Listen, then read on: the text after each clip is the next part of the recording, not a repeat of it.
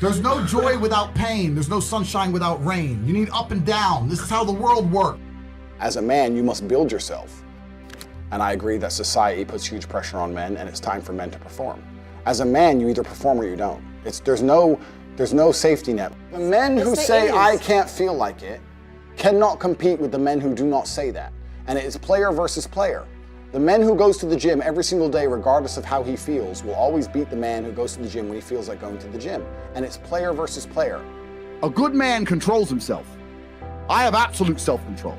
Emotional control is absolutely and utterly important as a man. You need to understand as a man, there are certain principles under which you act regardless of how you feel. Bam. I can wake up in a terrible mood. Nice. I can wake up sad. I can ache. I can have a busy day, stressed, etc. I will complete the same tasks as if I woke up in a fantastic mood.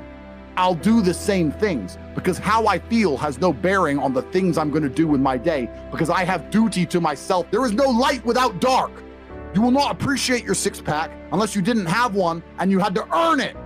That's how the world works. So when I talk to these dudes like, oh, but it's, you know what, Tate, yeah, I agree, but you know, it's hard. Of course it is, it's supposed to be. And if you're not cut out for it, then fuck off and live a normal existence and die. Sit there, letting other men enjoy the spoils of being a man and fucking die. If that's what you want to do, is just sit there and exist and then fade into history unremembered, that's your decision. If you want to level up your character, then you need to get out here and do it. You need to be around brave men. You need to get some balls. You need to get your network together. You need to be paying attention, listen to the truth, humble yourself, stop sitting there with an ego. That's the game. But I made myself this way. I wasn't born this way. I absolutely and utterly made myself this way. And any single one of you men out here can do the same thing. I was always looking for, I wouldn't say happiness or contentment, but I was always looking to try and break out of the 9 to 5, just the normal monotony of day-to-day life. I think that men have a very unique life path, and it's very difficult to try and achieve status as a man. It's not easy to stand out from the crowd. And even what women expect of an important man, you need to be smart, charismatic, intelligent, strong, have a nice car, nice apartment, good network, good friends.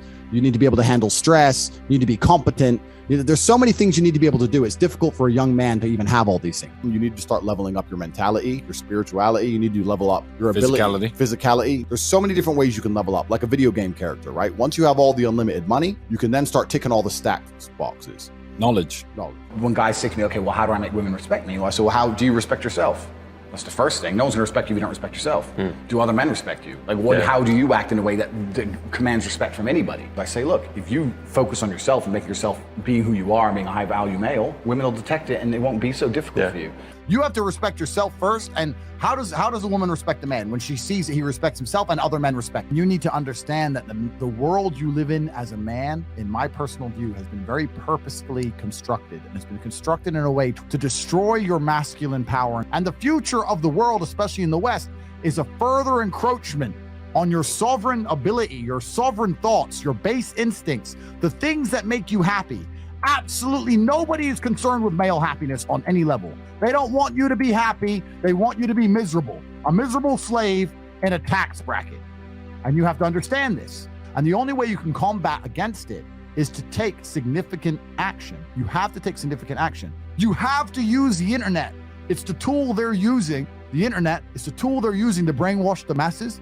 You need to combat it and use their own tool against them to seek out the kind of information, knowledge, and friends that you need to have around you. You are going to be the sum of the 5 people you spend the most time with. So that if everyone understands that, as an intelligent person, you're going to be extremely careful and you're going to curate heavily the 5 people you hang around with. So you need to be aware of what's happening around you, and you need to curate for yourself a social network of people who understand that and are doing their best to combat that. That is the most basic imperative of the masculine frame, which has been destroyed in real time. They are trying to convince you that you should act how you feel.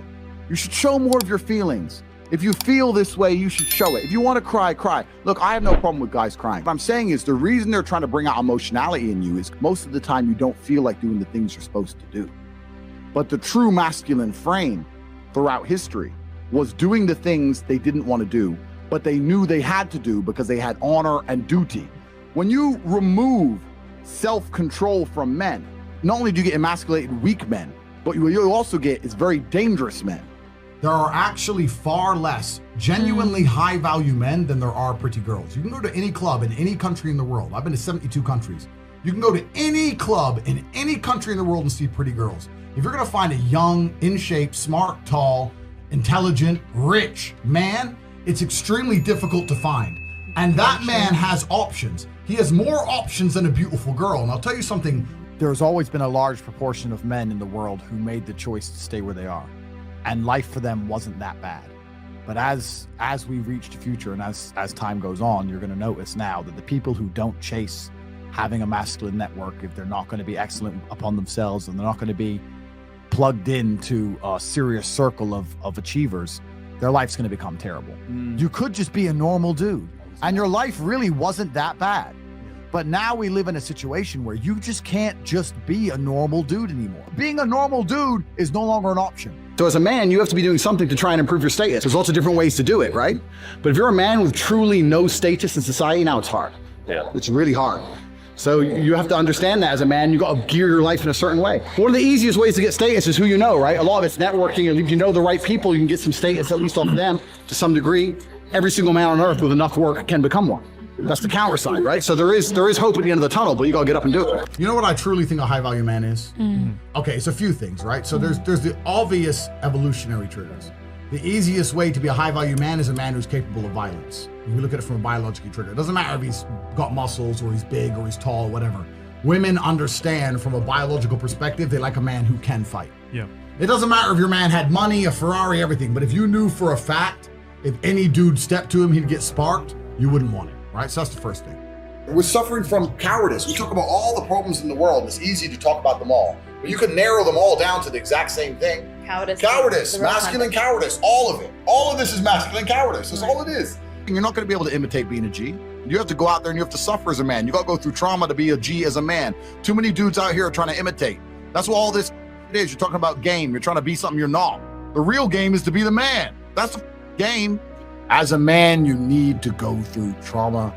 You need to go through difficult periods. You need to go through things which are extremely uncomfortable to become any kind of man of value. Every single woman on this panel, if you were to ask her to describe the kind of man she wants, she would describe a man who she thinks makes her feel safe, who is dominating, who is smart, who is charismatic, who is interesting, etc. You cannot be all of those things by accident. Any man who grows up with a very, very easy life, who never goes through anything, who's born with a silver spoon in his mouth is the exact kind of punk which these women don't want to touch, right? As a man, you need to suffer and you will survive, and you need to internalize it, not become a weirdo, accept that the trauma is going to make you strong enough to become the kind of man that's respected by society, and you need to use it for your own advantage. As a man, if you have not been through extremely difficult processes, you're never going to be a high value man. So when you ask me that question, the answer is an answer you're not hoping for, because likely you've been avoiding trauma your whole life. Life is difficult. Everyone has bad news all the time. The things happen to people, and things are going to happen to everyone. And even if you live the perfect life, you're still going to have bad experiences because everything's relative. When people talk about toxic masculinity and all this garbage, and we need to make men more feminine, that's not going to make men. It's not going to make the world safer. Having a whole bunch of men who give in to their emotions instantly is going to create more monsters. The reality of masculinity is controlling your emotions. This is the reality of being a man. The tenets of masculinity since the dawn of time have been, I was afraid, but I did it anyway. This is the tenets of masculinity. Courage. That's what courage is. I was afraid to storm the beaches of Normandy, but I did it anyway. I was afraid to stay on the Titanic, but I did it anyway. This is the whole tenets of masculinity, and now they're saying, oh, if you're afraid, just act afraid, be a pussy. I'm at a point now where I'm working for, it's pointless. Money's just fruitless, I don't need it. But I can't not do it, I have to. I don't know why I am exactly the way I am.